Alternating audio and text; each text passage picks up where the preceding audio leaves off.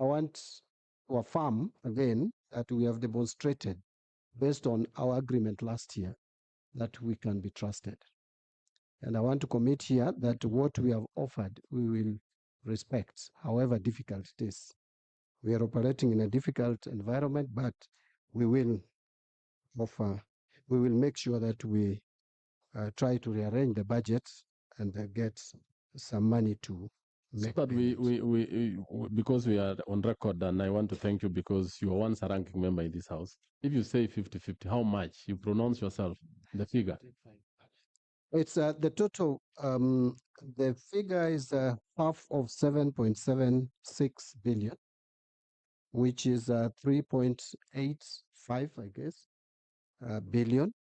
So we had offered to pay 2.16. Now the balance we have already committed that we will add to the 2.16 to make it 50% of the outstanding amount. Yes.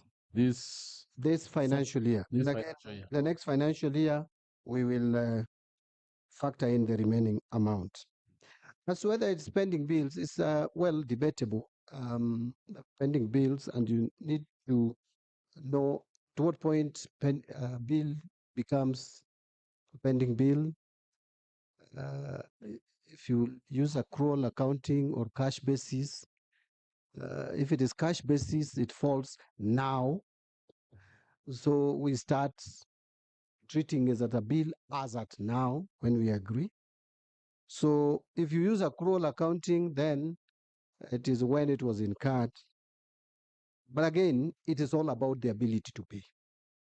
I want to be very clear. If we didn't have the fiscal challenges, there was no reason why we would have a dispute on how to pay amounts that we have already acknowledged as a government. I think that would be dishonest on the part of the government. The government has now acknowledged that we owe 7.76 billion to our university staff, and that we must pay. We are just pleading with the unions to understand that our fiscal space is limited, and we are facing serious challenges. Yeah, we don't just have time. If I could go into the details, you'd see the position.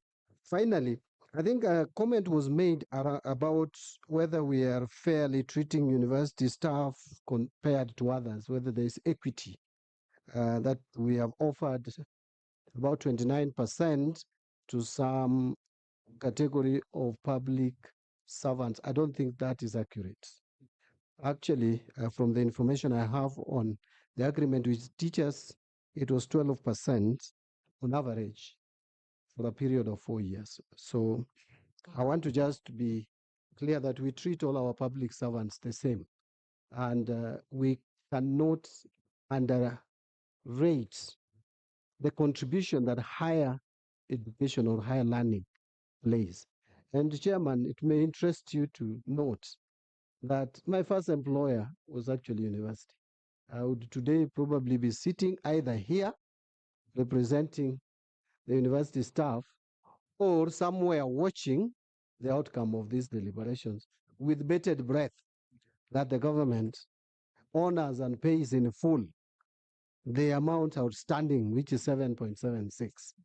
And therefore, I can note for even a minute. In fact, one of my longest employers was a university, 8 years, only second to the National Assembly. So I respect the university staff and the contribution they're making to our economy, but I want to plead with them. And many of them are my friends. In fact,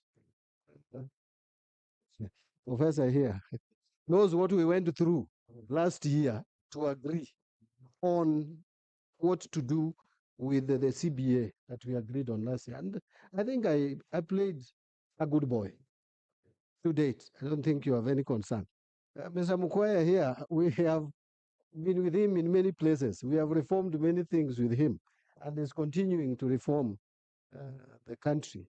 So I wouldn't really have any issue. I'm just pleading that our fiscal space and fiscal framework is really, really limited. at the moment. Thank you, Chair. And I submit again, 50-50 is agreeable to the National Treasury. May God bless you. Chair, let me, Other members. I'll want you to interject once and then you leave. start with me. Let's start with him first. Chairman, I want to find out from the CS National Treasury, if you split that money in terms of that which belongs to pension and that which belongs to salaries and so on, what is the difference? How much is the one going to salaries and what was going to pension? It provides guidance on this. On the 3.85, that's okay. Yes. We'll allow that interjection before he leaves. Yes.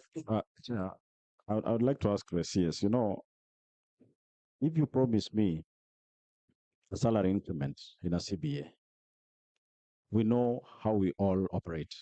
Some go for loans based on that. Chair, this is money already owed. And to be fair, there is no interest charged. We're just asking the CS, you can squeeze somewhere. This is a mess in State Department of Higher Education. You've never had us call you here for basic. Can you just squeeze and give them more? It's a debt. Let it not be 50-50. It's very unfair. It's inhumane. We understand the physical space is constrained.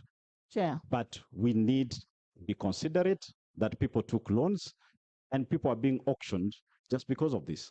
Yes, members, I want you to know, and I think this is out of experience, you don't take a loan out of CBA. Yeah. You take a loan on the actuals, what you have gotten. So on this particular case, yes, the case is very important. It is very true. But the issue the CS has put it across to us is subject to our discussion. Maybe now the CS National Treasury and CS Education. What the members are just saying is actually a plea on a higher, you give a higher payment, maybe 60-40 or 80, something like that. That one is something that we are putting to your desk. But what they have done, if they have actually it was three installment. Now they have come to 2. They have made a movement. We'll hear from Wazo and to listen from them if that is satisfactory. They are not even part of their bargain. Chair. Do I release the CS because he's being waited? No, let the union speak. I want him to respond to it, and then we release him. No, let the union say something. Order members. You are not. It is the chair who is giving direction. CS respond to it, and then we. Chair, I want to just respond that about 20% of this amount outstanding was pension.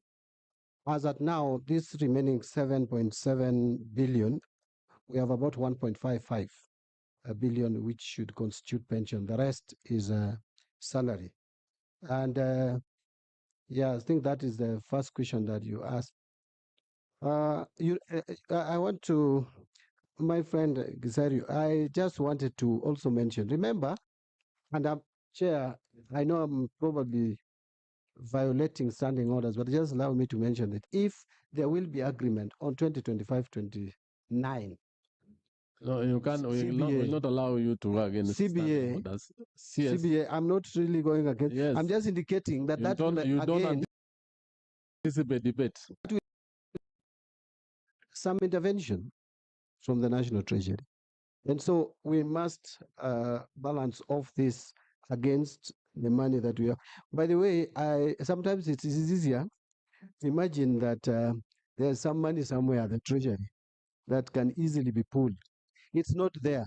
In fact, Mheshimiwa, you were talking about interest. There was no money that we put somewhere to give us interest. We are just collecting money and paying. If they charged us interest, that would have been even more disaster for us. I'm actually pleading that that thought is not passed to them. They don't consider that at all. Thank you, Chairman. And if you allow me. Yes.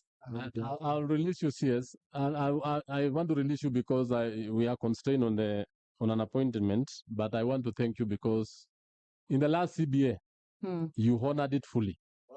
I hope you will be able, CS, you will be able to honor what you have told us. Thank you so much. I also say something. Thank you. I want now to